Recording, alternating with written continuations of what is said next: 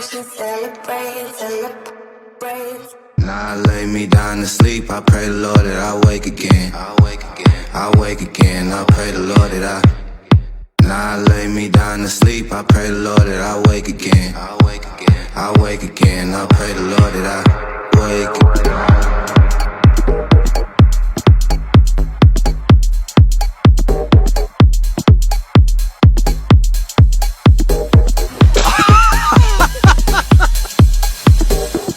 Good evening, welcome to JATVRAW's Friday Night Boxing. This is an exclusive special. We've got Monty Ogilvie, professional boxer, on the show. He has a big, massive announcement, but before we get started, let's just run through the sponsors. These are also Monty's sponsors, so thanks so much for supporting Monty, and also thanks so much for supporting boxing in Scotland. So we've got Trent Barbers, I need to read that because that's how many. We've got Trent Barbers, Joseph Boxing, Paw Survive Canine Services, Two Wheel Developments, Hot Tub Super Centre in Falkirk, and Millplan.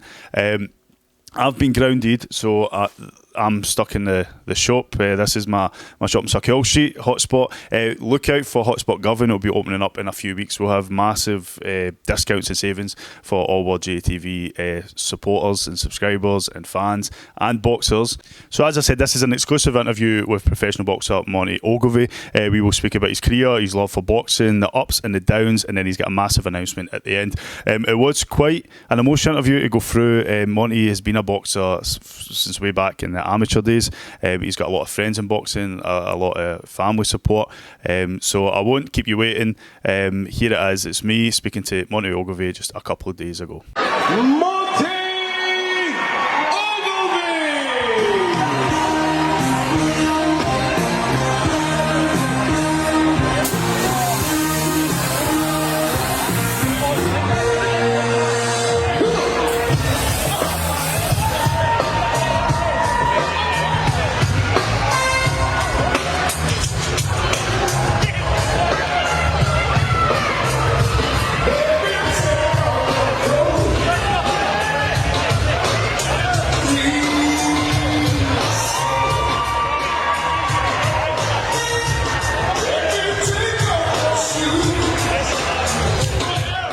So I'm joined now with Monty Ogilvie. Monty, how you doing? Not bad, man. Not bad. So thanks for coming through. I know it's a bit of a drive and trek into Glasgow. But cheers for coming and seeing us in our offices, would you think? Nice office, man. Thanks again for having us. I do appreciate it. I do appreciate you having us. So we're going to do quite an in-depth talk about your boxing career. I want to start all the way back at the beginning. What first, do you remember when you first got into boxing and what were the reasons? Yeah, man. I remember I would have been 13 or 14 going on that kind of age, and I was quite small. At school and just used to like a fight, you know. And I just remember I was kind of getting in a bit of trouble at school fighting with boys, and I wound up hitting a boy, and it turned out. So I grew up in a small village of 800 people, so everyone kind of knows everyone. But I went up fighting with a lad, and his mum worked with my mum, and it kind of boiled over, and the police were a little bit involved, nothing major, but just, you know. And then a few months later, my mum had a friend whose son boxed. From Camelon, so I used to go round to his and hit pads, and then from there I just kind of went up stumbling to a boxing gym with him and just kept it going. I just fell in love with the sport. So were there many boxing gyms? Is it a small village? Nowhere near me, man. Stirling. So that's the kind of nearest city, and it was about a 45-minute drive. So at first I used to go to my mates in Calendar. After school, and then we go to training, and Mum would pick me up for Calendar, but he broke his leg a few years into boxing, and he stopped going. So my dear old mum, God bless her, kept going till I passed my driving test, kept taking me a couple of days a week, 1-2 days a week every week, and never missed it, and never really appreciated it as much at the time as I do now, because obviously I made it quite far. So yeah, no, I had a good mum. She looked after me, you know, still does. So a lot of boxers, they need to make sacrifices and stuff, but straight away to even attend the gym, you've got quite a trek to go there. So you can only do it if you really, really want to do it. But what benefits did you see in yourself? Did it help with like discipline, or were you fighting even more, or were you more aggressive, or did they give you somewhere to sort of put that frustrations or whatever into? I didn't really get in much trouble after that. I mean, a few bits, I was 14-year-old and I kind of got in a wee bit of trouble thereafter, but nothing major. It kind of calmed me down a bit, really.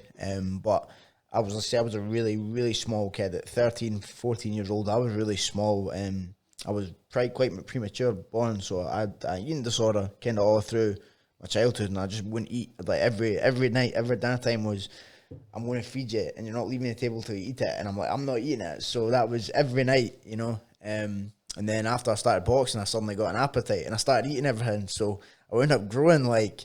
I went from being one of the smallest in my year to one of the taller ones for about a month, and then everyone overtook me. But so I went from being really small to like sort of average sized in a very short space of time. Started boxing, and it gave me a lot of confidence. I wasn't really the most confident. I was kind of fighting because I got picked on a little bit, and boys just take the mick out of me for anything, So it gave me a lot of confidence, and then I won my first fight, and it just. Best sense of achievement. I remember hiding in the toilet before going to fight and like crying in the toilet, absolutely terrified, and I wound up winning the fight, man, and it just totally changed my life. It's like I was saying that to someone the other day. I'm like obviously we'll talk about, but boxing's a life sentence. So, once you kind of get hooked, it's a life sentence, and you're not getting out. So going back to that first fight, like obviously there's got to be young boxers. Maybe they'll see this interview. They're waiting for maybe the novices to start, and they've not had that many fights. What did it, apart from the nerves and stuff, was your family like up for it? Was like the coaches up for it? Like what was the sort of atmosphere like around you before you went into the fight? My mum was like best supportive. It was, I don't know if you remember, obviously I had my first amateur fight in January 29th, 2006, so long time ago, and it was at one of the novice shows in York Hill. Do you remember them? Do you remember them a few years ago? And you just turned up. You just turned up and you like stood in the scales and hoped someone matched you.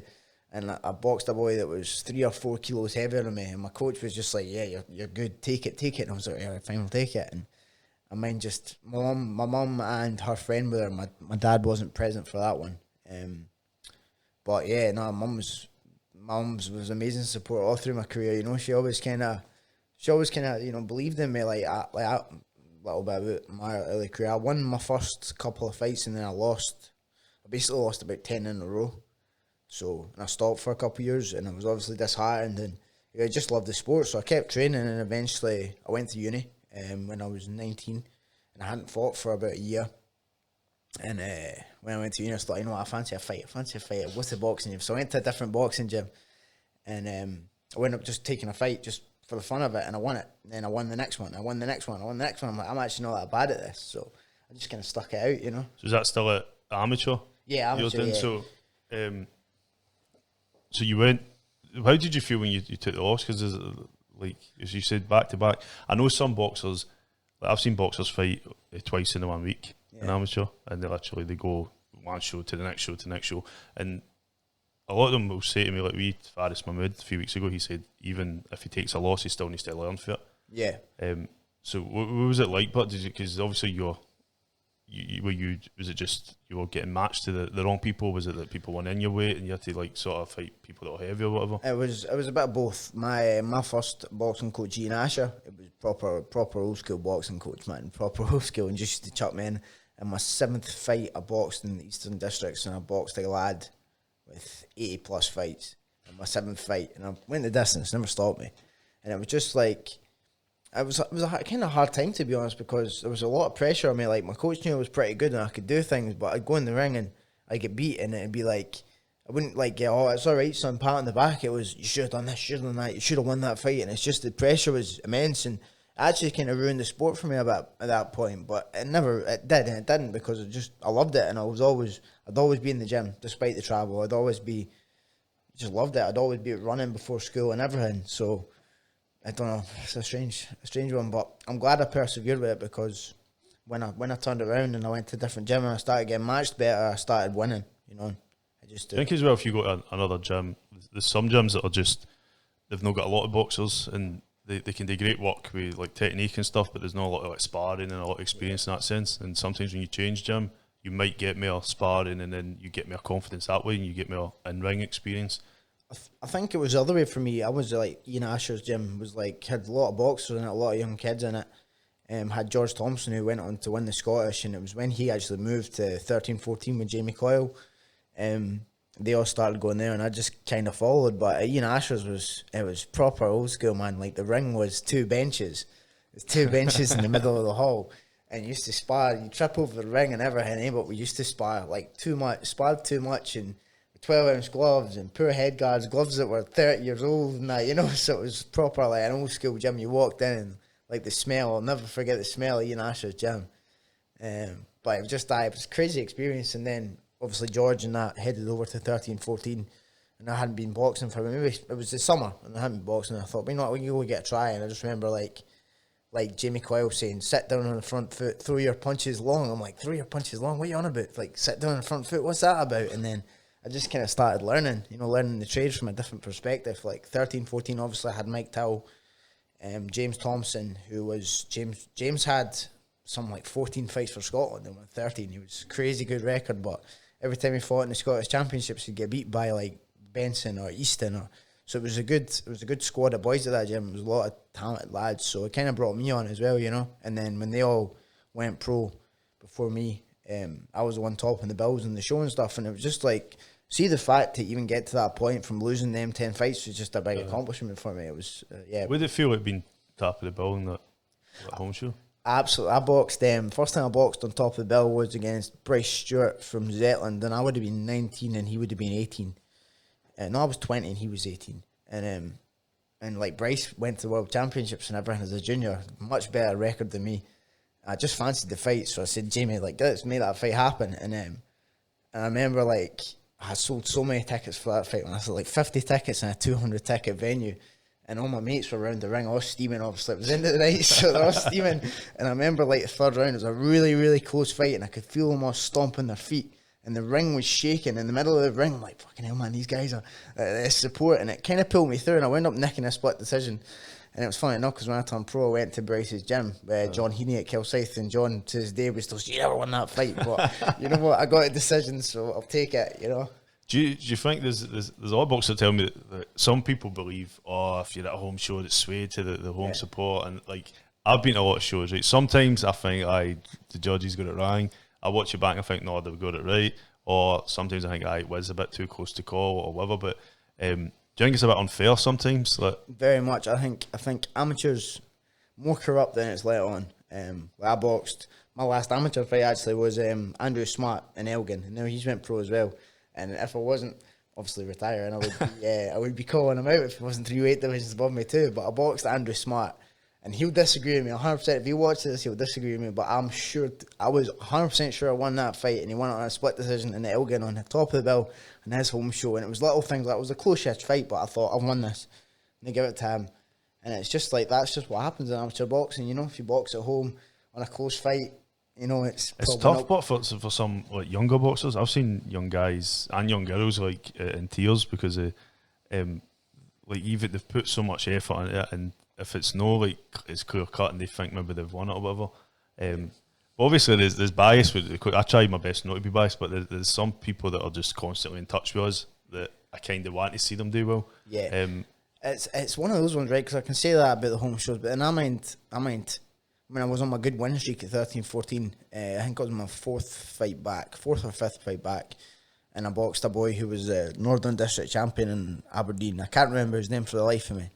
He was 56 kilo when he came up to 60, when I was at 60. And I remember, like, end of the fight, I'm like, I've not won this fight. If it was at home, I'd have won it, but I've not won it here. And then they gave me a decision, so I was like, well, it's one of the ones. I know that this... I suppose there was a guy, in fact, was up at Lockheed, and I seen him fight 2 nights in a row. His name's Ronald. His first name is. Now, he's for Lockheed, but he was fighting in Lockheed. Yeah. And he was sure he won. And to be honest, I think it was very, very close. It was, but then the next night, he was fighting in Rob Roy's show. Yeah. And then they won that one. But his coach was still, did you fucking see that fight last night? But I've not watched it back yet. I was just like, when I did watch it back, I think, it was really close. But I think as well, for different perspectives, I mean, we talk about the Cash and Lee fight, which was made by LL. I think there's people that have different perspectives, and I can see both their perspectives. I think if you watched it for a sense and watched how Lee was going for it in the last few rounds, you would have gave it to Lee. If you watched like technical ability and see how Cash was fighting and how many shots landed and stuff, then you would have gave it to Cash. But again, I can be biased because I've known him, Cash, for years. But at the same time, it's difficult. Like there can be a draw, but there can only be one ultimate winner. It was speaking about that specific fight. It's one of them things. It's like, what do you like of the judge? You know, I was actually talking about this with someone else the other day. So it's like, do you score a boxing match as a fight, or do you score it as a contest? Like, so is it a sporting contest or is it a fight? Because if it was a fight, you go, well, maybe Cash done a bit more damage, you know, and Lee came out worse, or vice versa. I'm just saying hypothetically. But then, like, maybe Cash deserved 7 of the 5 rounds. So even if he got a doing in the 5 rounds, he outscored Lee on the 7 rounds. Does he deserve a decision? You know, it's a conundrum.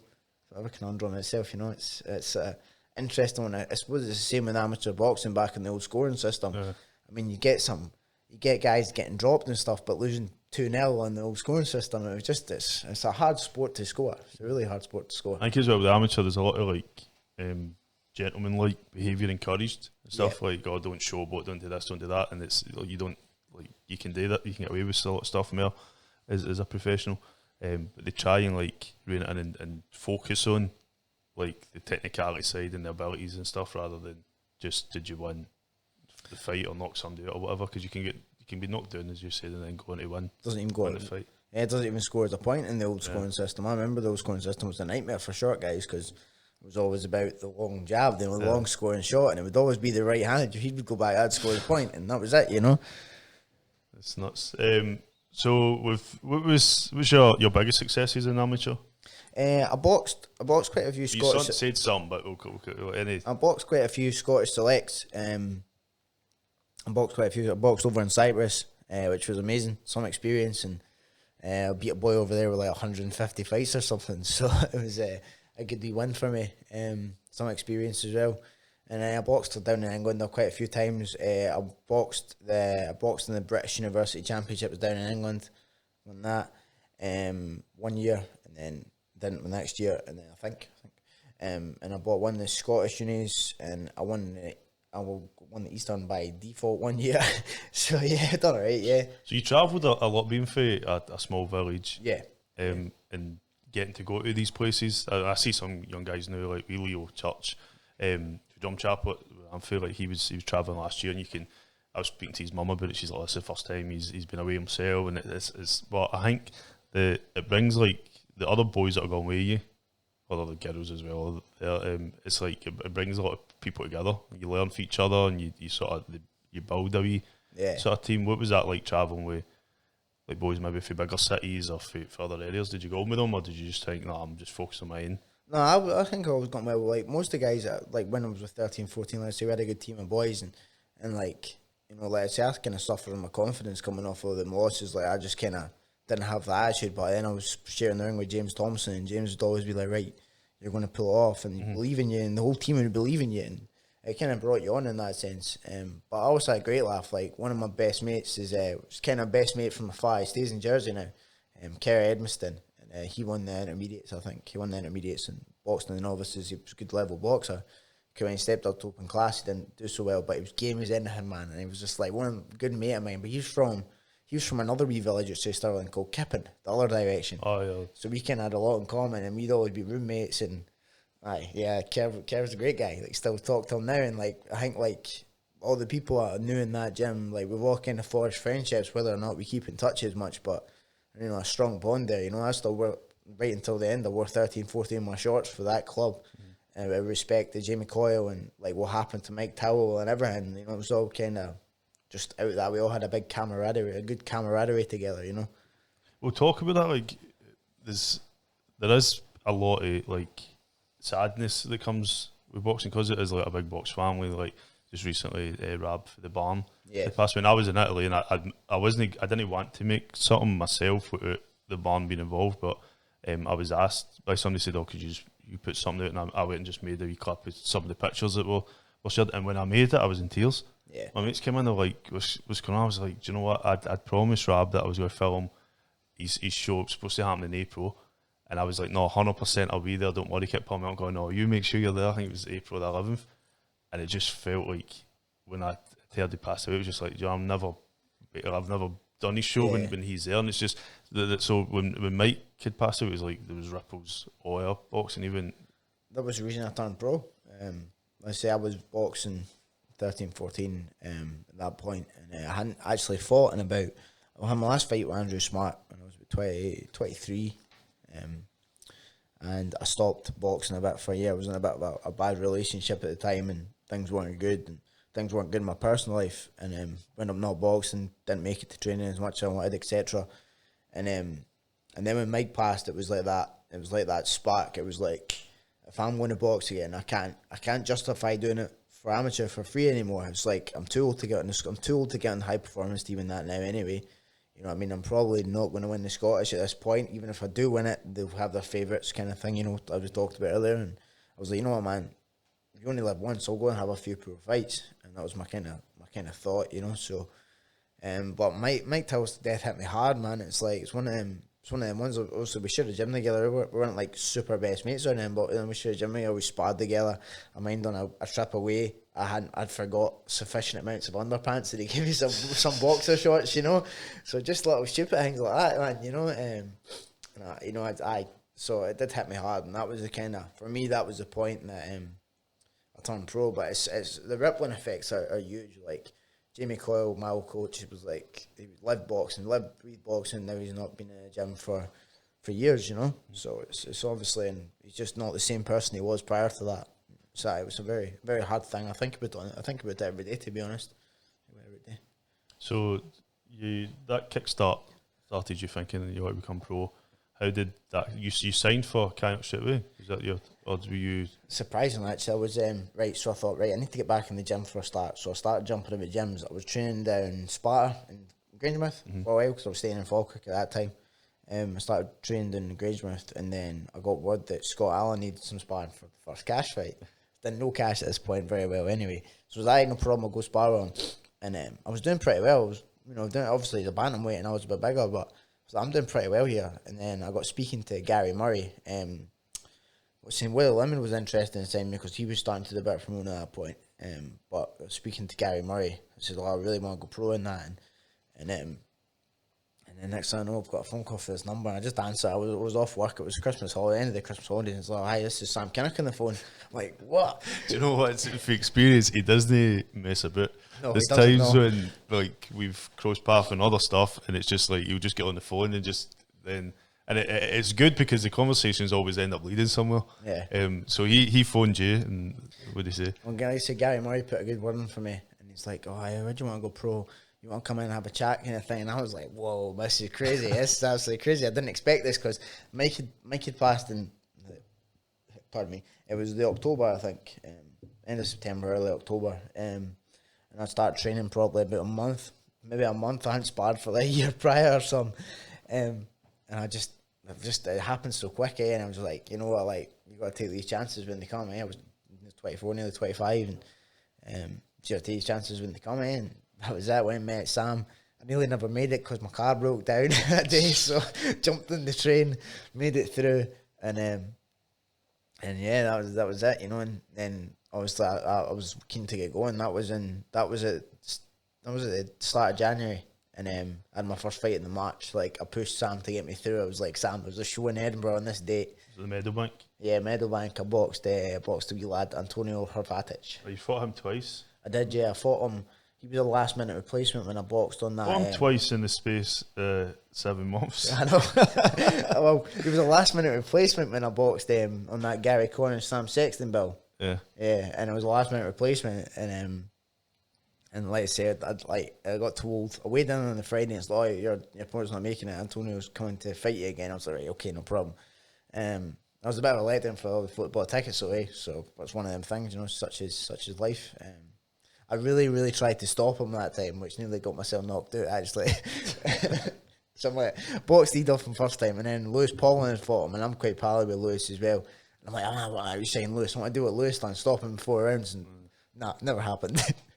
So as I said, your first year we got March, and then I think it was June, July, then October, and then so you fought 5 times in the first year. 5 times in the first year, and an exhibition bout where I cut my eye and I had to hide it because I thought that was 2 weeks before the June fight, right? 2 weeks before the June fight, and I'd cut my eye, I'd nicked my eye, and what happened was me and my stupid self. I'd been given some tickets to my mate who was coming to the June fight, and I dropped the ticket on the floor, and my car door was open. I bent down to it, and I split my eye on the car door. So, and then I had this exhibition bout on the Friday. I'm like, nah, I'll be fine. It's just a little scratch. And then about 30 seconds left in the 4th round, Tommy hits it, and it explodes. I'm like, no way, man. Blood in my eye and that. And the doctor's desperately trying to tell me, oh, you need to put a stitch in that. You need to put some butterfly stitch in that, but you won't be able to fight. I'm like, just don't do it then. Just don't do it. So, didn't spar for like the 2 weeks out before that fight, obviously. And I was absolutely petrified. This is going to rip open, but it didn't. And then I boxed a boy, Ricky Leach, that fight. We've got all for the exhibition. No, it was Thomas Dixon, and then my second fight was Ricky Leach.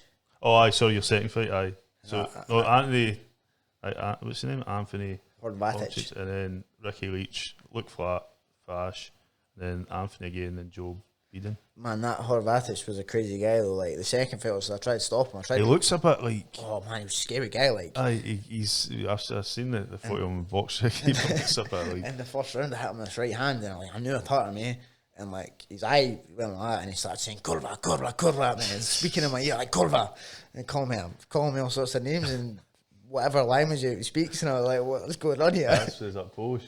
He was Polish or Russian.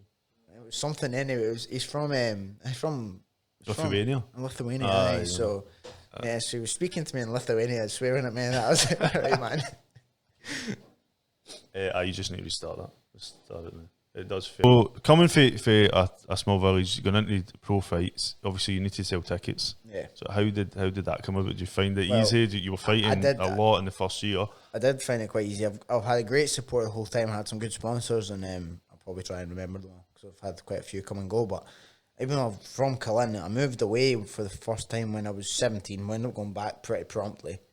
But then I was away again at 19 when I went to uni, and I've lived since I've left home. I've lived in Stirling, Falkirk, Glasgow for a little while with my father, and then Airdrie, and then Falkirk again, and now I'm in Fife. So I've moved about a fair bit.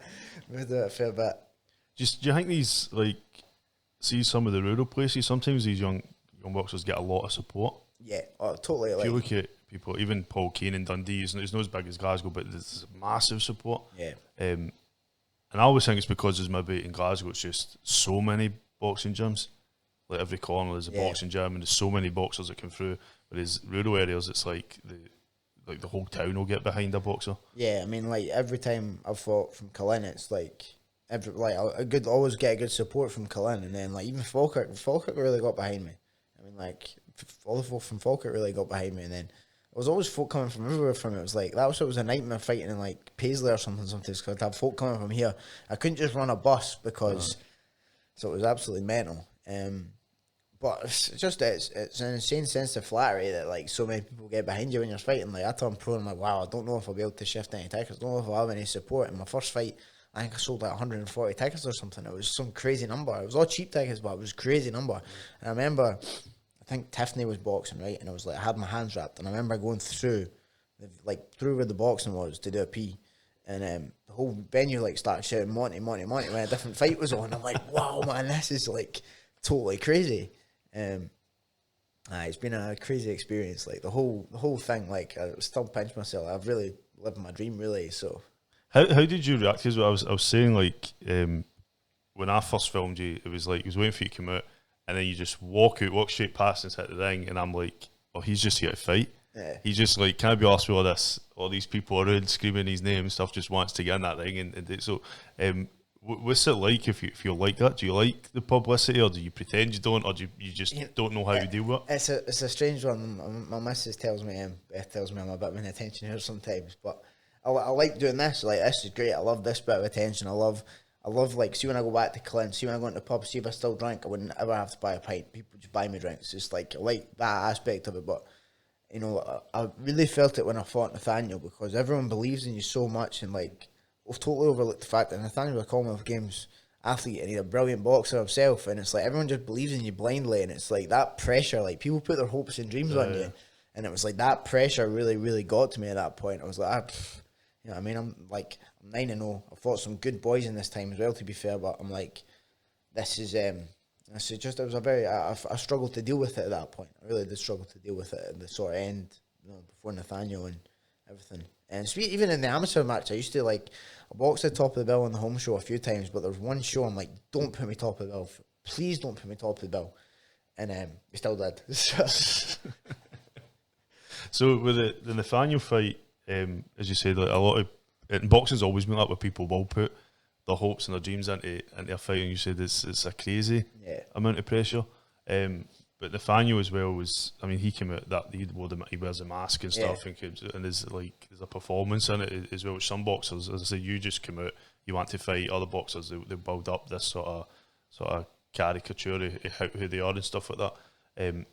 Do you feel that's the way boxing sometimes gone? I mean, some of the fights, I mean, I know it's an exhibition, but like the Mayweather and who's that guy? Logan Paul. Logan Paul. These fights, would you feel about them? Because for me, it's like I don't see it as a proper boxing fight, but it's just mere for maybe money and the publicity, and all the fans that are getting involved aren't really boxing fans. That's what I feel. But at the same time, it maybe brings attention to the sport. Yeah, I'm kind of, let's say, when I was fighting, I just kind of tried to concentrate on myself, and I tried not to think too much about anything else. But I think with the Mayweather thing and all that, you know, it's bringing eyes to the sport, and see if you create a couple of fans out of that. Say 10 non-fans watch boxing, and 2 of them go, I really enjoyed that fight, I'm going to watch more boxing, buy a next pay-per-view. It's good for the sport, man. It's expanding. It's like, boxing is a very old school sport, I think, in the way it's marketed, and the way, even like everything. But then you've got the UFC coming up, and I think that's caused boxing to raise its stakes, you know. You know what, I think it annoys me, like guys like Conor McGregor get the big shot and make all that money when they've never served their time. Like, I've served my time. I deserved my shot when I got it, you know. But them boys don't, and there is a bit of that, like, puts your hackles up a bit, you know, like, that's a bit poor, but in the same breath, it does bring a lot of eyes to the sport, you know, and that's always positive. The more people watching boxing, the better. So what's your I mean, the fight with Nathaniel for a Celtic title, I'd imagine you were pretty gutted after that fight. I was. Being honest, man, I never, as bad as it sounds, I didn't think I'd ever beat Nathaniel. Like, I struggled with southpaws, and a lot of folk believed in me. Like even like guys I was sparring with who'd sparred Nathaniel, well, you've got a real good chance of winning this fight, a real good chance of pulling this upset off. But I didn't really believe I could have won that fight, and I guess it showed in the fight. But you know, like you say, like I've always kind of went. This has been a big part, and something we'll talk about later. But going to the ring that fight, I remember saying to my coach John Heaney, like, I'm ready to die here. I will give this my all. And like, he put me down like 3 times, 4 times. One of the knockdowns wasn't legitimate. I will argue this point to the end of the world, right? And I kept getting up, and I would have kept getting up. I would have just, I truly was ready to die there. I was like, let's have this. Like, I'll give this everything I've got, and that's it, you know. And I had that a couple of fights like that, actually. But so I've got no excuses like with that fight. I mean, I didn't believe I could win the fight, and obviously Nathaniel's really, really good. Like, I've got to give him his dues. He's a good talent, and I think he'll go very far. Did you relieved when the fight ended? You know, I wasn't relieved when the fight ended in the ring. Like, I told you, I was ready to go. I was ready to die, man. And but afterwards, it was like the pressure was off, man. It was like I don't have this old haunt me anymore. Like, you know what I mean? I don't have this pressure on my back, and you know, people want to come to me and fight. It's because I'm entertaining, not because they believe I'm going to be a next big thing, you know. So it did take the pressure off me. I went up obviously not getting to fight too many more times before I made this decision, but you know. So the fight after that was just literally, what was it, like 8 weeks July, ago. 8 weeks ago. Counting. Yeah, I'm still counting. Before that fight came about, how did it come about? Because there is I was speaking to Sam a few weeks ago, and there's a massive demand, and they don't just want anybody coming forward for fight. They try to match good boxers with good boxers that will put on a show that will sell their their pay-per-views and stuff. So it was probably difficult enough to even to get that fight because it is such a demand. But so how did that come about? What was your thoughts and feelings in the lead up to that? You know what, like, I was meant to fight just before lockdown. Meant to fight just a 4-rounder just before lockdown to get me back out, kind of thing. And obviously I got let down with that. I was really fit for that. I was feeling pretty good. And then obviously lockdown. I was on furlough and I was out walking the dog with my mate, socially distanced, of course. And for the dog or for your mate? For the mate, not the dog, not the dog. And no, I wasn't out walking the dog. What am I saying? I was out with my mate, but I was socially distanced anyway. I was out with my mate, and I got Sam sent me a text saying, "There's this fight, Louis Lynn. If you want it, I'd advise you not to take it because obviously the guy's maybe really good." And I was like, "Well, I'll have a think about it." And I went back and I watched him, and I thought, style-wise, this is a good fight for me. I'm like, and I really, really fancy it. Like, not with Nathaniel. Wasn't like Nathaniel. It was like, I really fancy this fight. Like, I believe I can beat this boy. I believe I can beat this boy. I believe I can cause the upset. So I just put myself into training. I had furlough. I was off work, so I was training twice a day. I was training properly. I was eating good. I was done everything right. And then, everything right. I've absolutely no. I can't say I've got any excuses for that fight. And I turned up in the fight, got the fight. I fancied it. Even at the weigh-in, I was staring at him. I'm going to hurt you. I really was like, I've got this. I'm going to pull this off. And then first punch he hit me, I was like, wow, I've never been hit like that in my life. Anyway, he hit me and it was like just both. It was just a jab and I'm like, I've never been hit like that in my life. But I was like, right, fine, let's go. We kept going. And end of the first round, I took a knee and it was a conscious decision to take a knee. And then he hit me twice when I was on the ground and I don't remember anything after it. So it done my ear pretty bad. That done my ear pretty bad, and like I say, I don't remember anything after. I don't really remember anything. I was back in the hotel with Paul, and that was the kind of first thing I remember after that fight. So it hit me pretty hard anyway, and I think the shots on the ground kind of started that downhill. And obviously, I watched the back since then, and they were pretty blatant. He's pretty lucky he got away with it. Sam did take it to the British Boxing Board of Control. I think they said they were going to review it, but he's a Frank Warren boxer. Obviously, it's probably not going to happen. But I'm at peace with it. I've got no excuse because I gave it my everything. I really did, and I had no excuses. I was really up for it. Like, not like Nathaniel, where I can go, well, I didn't fancy it, but this fight I fancied it, and no excuse, man. That's all I can really say with it. And it's not like you can go anywhere. When you get in the ring, that's it. You're going to fight. Yeah. And as you say, this you're shocked by like how. And do you think there is a difference? I mean, you're not only Paul Keane before you went down south, and again fought an amazing boxer, and it was.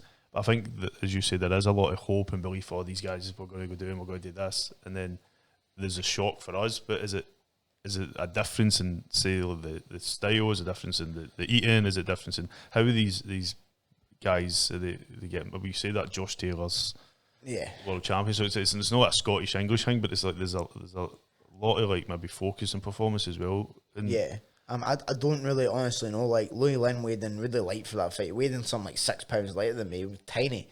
I stood next to him on the scales. I'm like, this guy's skinny as anything, eh?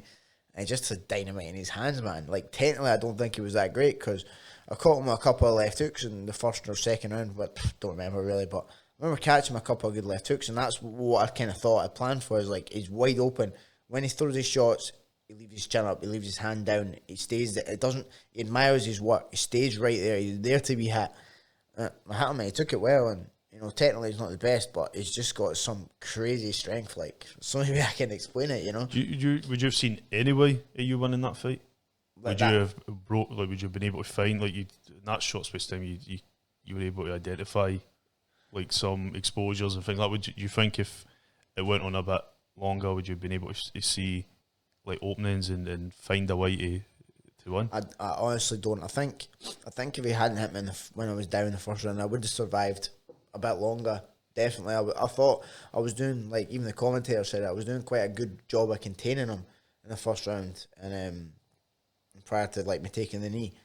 And I was landing some shots, but he took them really well. And like maybe I'd have caught him. There's always there's always a chance that you catch someone, you hurt them. Like, everyone can punch in 8 ounce gloves, but like, I don't know, just that kind of don't know, just that power. I can't know what I'm trying to say now, but it was absolutely shocking. Like, I've never been hit like that in my life. Honestly, I've sparred like the only person that hit me that hard, the only person that hit me hard in sparring is Derek Skinner, who's welterweight, and he's got crazy power, but he's a welterweight, and like, and he hits you, it's like he's got rocks in his fists, and that's what that was like. I was like, so I honestly don't think I'd have won that fight. I think if I'd have survived longer, probably taken a bit more punishment, to be fair, but I think even if it had been a few years prior, maybe it would have been different. Like, I think like age is just a number in boxing. I'm 29, but I've got a lot of miles on the clock, and it's probably from sparring too much when I was young.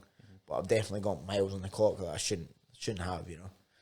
Do you have any regrets with that fight? Nah, not a thing. I'll do it again. The money was good. It was. I mean, like, I'm a guy. Like you say, I'm from a wee village in Camelon. I'm from a wee village of 800 people where no one ever leaves. Like, people that are in Camelon have mostly lived there the whole life, you know, and like I've made it to the point that I'm boxing on BT Sports in like in the middle of a pandemic, and man, no, of course I win. Nah, that's the best. Like, when I have kids when I'm a wee bit older and stuff, I'll go and tell them that. I'll be like, I boxed on that level on TV, and it never went my way, but at least I've done it, and that's it. What's been the response for like people back home or your family or mates? My mum is dying for me to retire, which I am. I don't know. Everyone's been really supportive. You know, everyone's just is pretty much the same as I said. Like, one of my mates, Michael Hamilton, a bit older guy, and he just says like, you basically like you've done something that no one from this village has. It's not very often that people from where you are do this. It's you know it's quite I can't put it into words, but it's an interesting, a crazy experience. So we're going to go into your future now. Yeah. So the big thing that you mentioned bits, but in the last few weeks you made a decision. You can explain. We'll try and not get emotional. Yeah. So obviously with that Louis Lynn fight, I was very concussed. I was very, very concussed, and like I went to the hospital, got checked, I got another scan, and I was all fine. But it's like something's changed in my head. Try not to get emotional. I'm not gonna cry. I'm alright. And so just something was changed in my head, and I said to Beth, I want to have somewhere between 1 and 3 more fights, and then I thought, you know what, I'm starting doing a wee bit of training again. I'd been sent away from my trainer's license prior to this, but I'd started doing a bit of training again, and I sparred a young sort of intermediate level boxer. He's actually probably a novice, and like I say, I sparred good. I never really took any punches. Sparred good, felt good, and came out the ring and I had a banging headache, and my vision was blurry, and aye. So we're talking about you made a decision now to retire. I know it's not been an easy decision. No, definitely not. You've had conversations with your family, obviously, and spoke to Sam. How have they been, the conversations? My mum's delighted. She's delighted because she don't have to worry about me getting him. Let's say it's kind of been coming for a while from my mum's end. Since I fought my 7th professional fight with Joe Ducker, that was a 6-round fight. Should have been an 8. Should have been for his title probably, but I'm good mates with Joe, so I can't really. I can't say anything bad about him now. I can't say anything bad about that now. But like that fight, it was 6-round fight, and it was 6 rounds of absolute hell. Like I won the fight, and but I came out of that fight, and people tell you like you hear folks say like in like ring magazine and stuff like they left something of themselves in the ring that fight, and like I did that fight. Like a couple of days after the fight, I went up in hospital.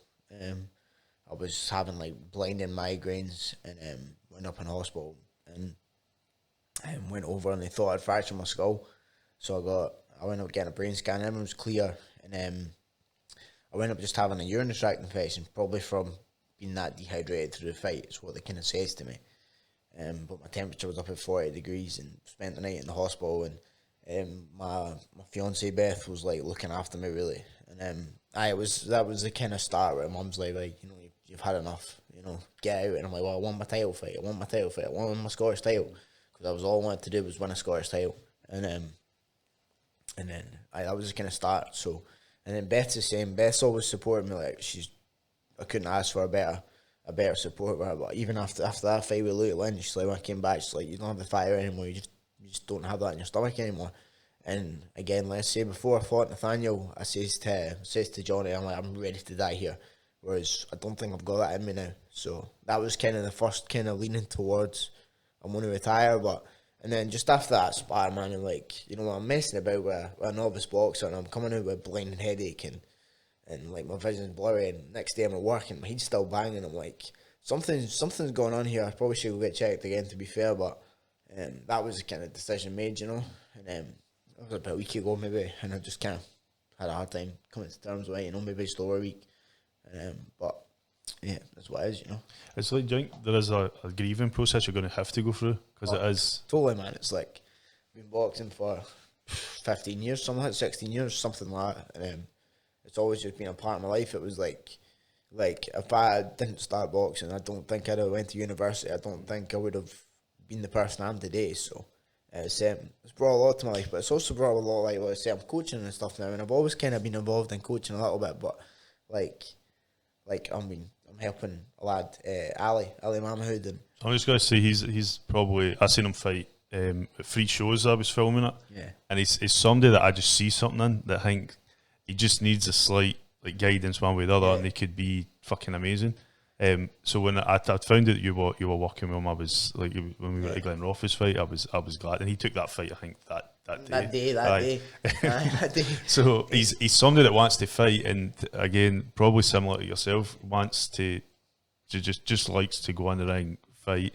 But I think he needs somebody with, like you, who has that experience and can sort of give him some guidance as well. You know what? I know I fought in my face a bit, but like, I'm a student of the sport. Like, let's say I loved it, and I loved it right from the start. And like, I'll watch fights. I watch like old fights, Archie Moore and Ezra Charles. I love all the old boxers. I love this sport, and I love the like the finer points of the sport, and I study it. And you know, I actually think I'll probably make a better coach than I ever did a fighter, because I can see things that I can't do, particularly now, that I can't do. You know, and it's good. Like, I think I'm starting to do a lot more coaching. I've always kind of dabbled in it in and out, but I've started working with Ali, and there's another young lad I've been helping a bit. He's only 13. Lennon from boxed at Lockheed. He's on your show. Yeah. He's cracking me kid. He's cracking me kid. As keen as anything. And it's just like, see, just like, as weird as it sounds, right? Like, see, just having like even fighting on the big shows and stuff, like having folk believe in you. It's amazing how many lives I've impacted through boxing. It's just it's just an insane sense of flattery that people find me inspiring or something like that or whatever. It totally blows my mind. The whole experience is been proper weird, like proper.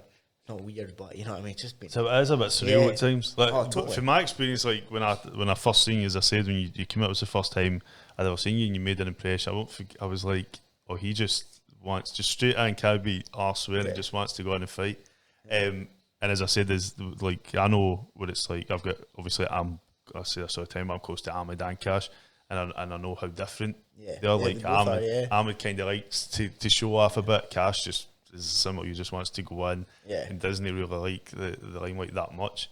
Or pretends he doesn't. I say, because everybody likes attention. Everybody likes you. Do feel sort of good when somebody, but I think for your coaching, probably my discussions with coaches is that you've literally got somebody, and the person that's fighting looks up to you, the coach, and you're their guidance, and you're their other set of eyes, and you see things, and you believe in them, and they believe in you, and you take them places, and I think you can have a massive impact in so many, even if they don't go on to become professional boxers or whatever, you have a massive impact in some young boxers' lives that maybe you didn't think that was possible, and it's more direct. I mean, like even like I've had some fantastic coaches, and just like I know, like I left Kilsyth and that didn't end as well as I wanted to.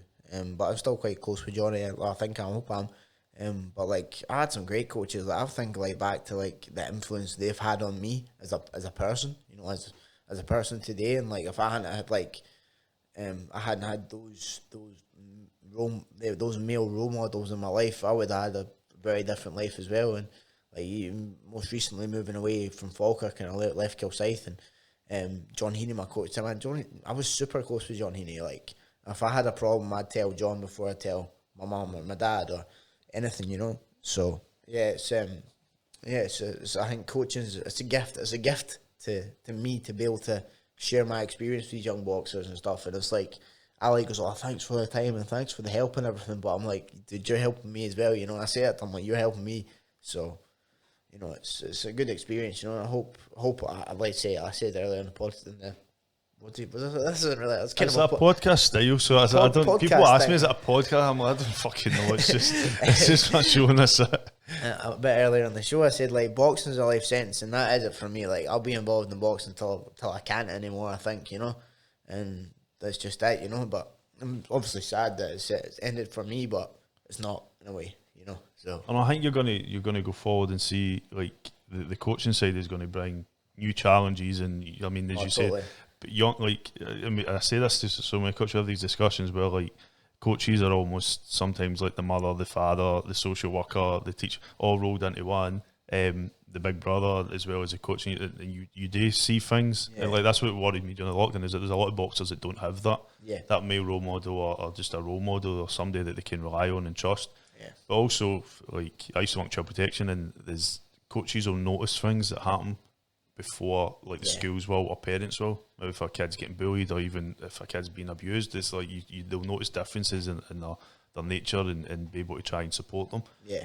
So it's a massive, like, when you go say, oh, I'm ready to die tonight in a ring, Yeah. one day somebody's going to say that to you, and then you're going to be like, no, please. No, please don't. I know, which is bad for me to say that, but obviously what experience I might tell, but it's crazy experience. Like even I've got a helper. I've sent away from a professional boxing license. So I still need to pay the fee. So I'm not gonna have it back because I've not paid the fee.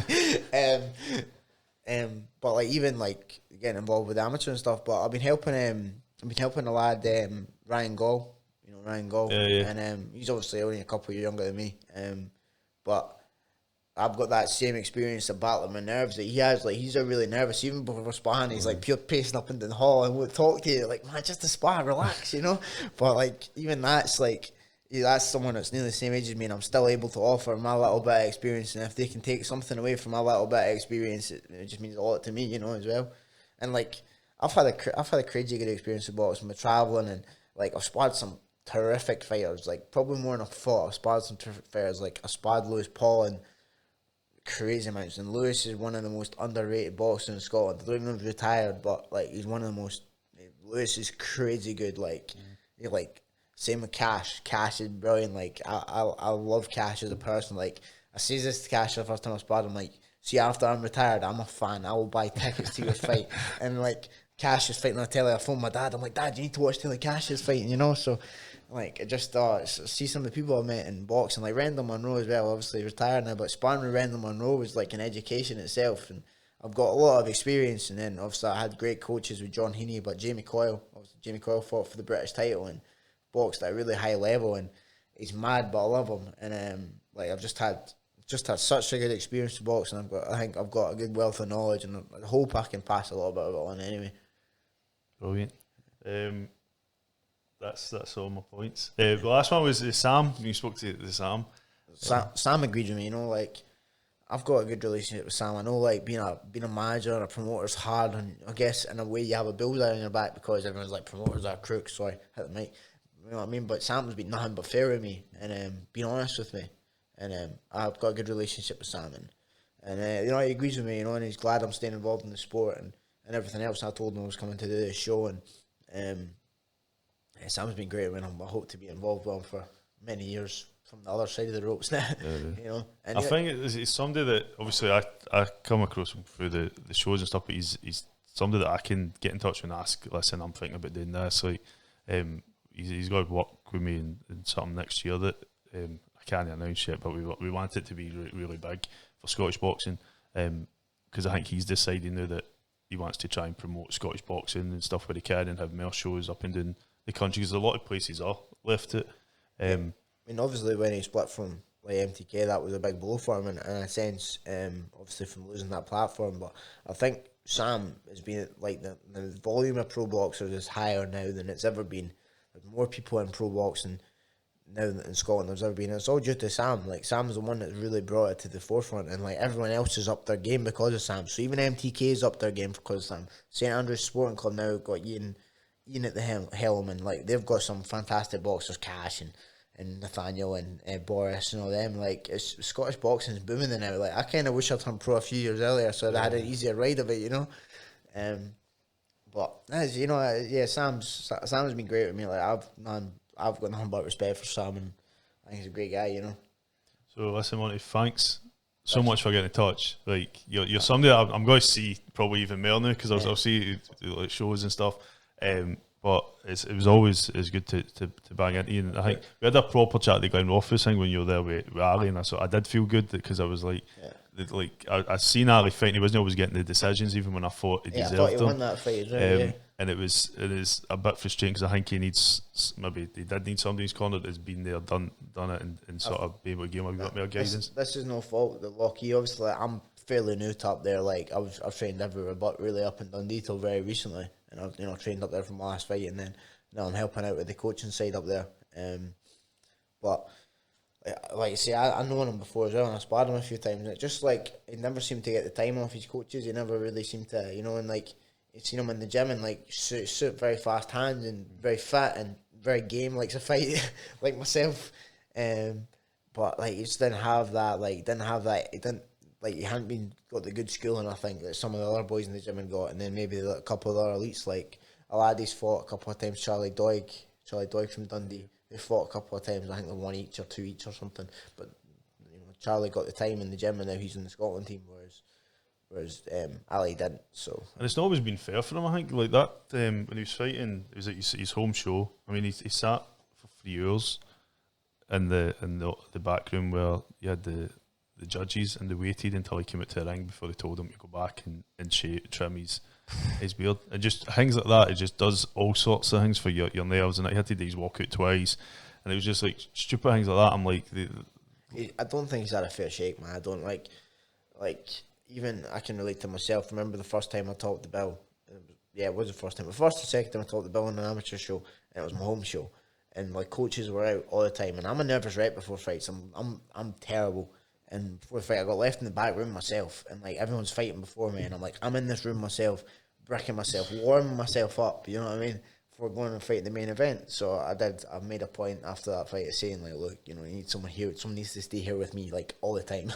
So I think Ali's not got the same like level of nerves as me, but like it shouldn't be like, he should have had someone there, he should have had someone tell him, shave your beard, you know what I mean. It's just wee things like that. Like as I said, it's good that you'd be there for him and all the boxers as well with the experience. I hope so, man. It's a pleasure to be able to like actually do a bit of coaching, and like I say, I've started actually doing some PTs as well, because actually like before I went to uni, I'd done my HNC in sports science, so it's nice to actually be able to use that many years later. No, man, it's crazy. Like boxing has given me so much, and I'm at obviously a crossroads now, but. My next interview will be for a boxing club, or you have your boxer in the ring. Will be in the corner. I hope I'll so. be one of the shows. Hope so, man. All right. There we photo bomb. Thanks so much, Monty. Thanks, mate. Thank you, mate. Appreciate it.